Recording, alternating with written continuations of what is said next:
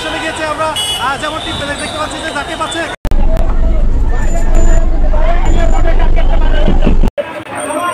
Auto rickshaw তো battery চালিত রিক্সা ঢাকা শহরে বন্ধের নিষেধাজ্ঞা দিয়েছে অলরেডি এবং অলরেডি উঠাইও দিতেছে। তো আপনি একজন রিক্সা চালক হিসাবে এটাকে কিভাবে দেখেন সরকারের সিদ্ধান্তকে? হ্যাঁ, ভালো মনে করি। আছে এসি বাতাস খাইতেছে, ওনারা কি বুঝবে? এই রইতে পড়ে আমরা যে অটো চালাইতেছি কত কষ্ট করে, ওনারা কি দেখে না? সংসারে 4-5 জন লোক কি করে খাবো? আজকে প্রায় 3-4 দিন ধরে আমরা না খেয়ে রইছি। রিক্সা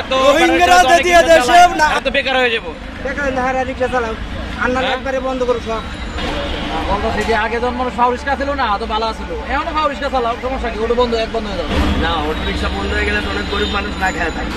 আপনার অটো রিক্সা কিন্তু অনেক অভিযোগ আছে, অ্যাক্সিডেন্ট করে, তারপর অবৈধভাবে বিদ্যুতের চার্জ দেয়। ওইটা বলতে না, আপনি যে প্রাইভেট কার দেখছেন সেটাও অ্যাক্সিডেন্ট করে, বাস আছে সেটা দিয়ে অ্যাক্সিডেন্ট। কিন্তু আঙ্কেল একটা গুরুত্বপূর্ণ কথা কইছে, আপনার ব্যাটারি চালিত রিক্সা বন্ধ হলেও সমস্যা নেই, পায়ের রিক্সা চালাবে। আগে তো পায়ের রিক্সা চালাইছে না? না চালাইছে, কিন্তু এখন তো আর ওই জিনিসটা নাই। ঠিক আছে, এখন সবাই অটোর ভিতরে আছে, আরামে চলে যায় 5 মিনিটের সময়। আর অটো রিক্সা চালাতে কিন্তু অনেক অ্যাক্সিডেন্ট ঘটে। আবার এই যে যারা পায়ের রিক্সা চালায় তারা কিন্তু কোনটা দেওয়া হয়। তাহলে আপনি কি চান অটো রিক্সা কি বন্ধ হয়ে যাক? না, বন্ধ কেন হবে? বন্ধ করতে হলে ফার্স্ট টাইমে বন্ধ করার দরকার ছিল সরকারের। যখন চালু হয়েছে তখনই বন্ধ করার দরকার ছিল। এই যে 1 কোটি লোক যে বেকার হয়ে যাবে, এগুলো কি হবে? আগে চিন্তাই হইতো, এখন চিন্তাই নাই। আগে চিন্তাই ছিল, এখন তো চিন্তাই নাই।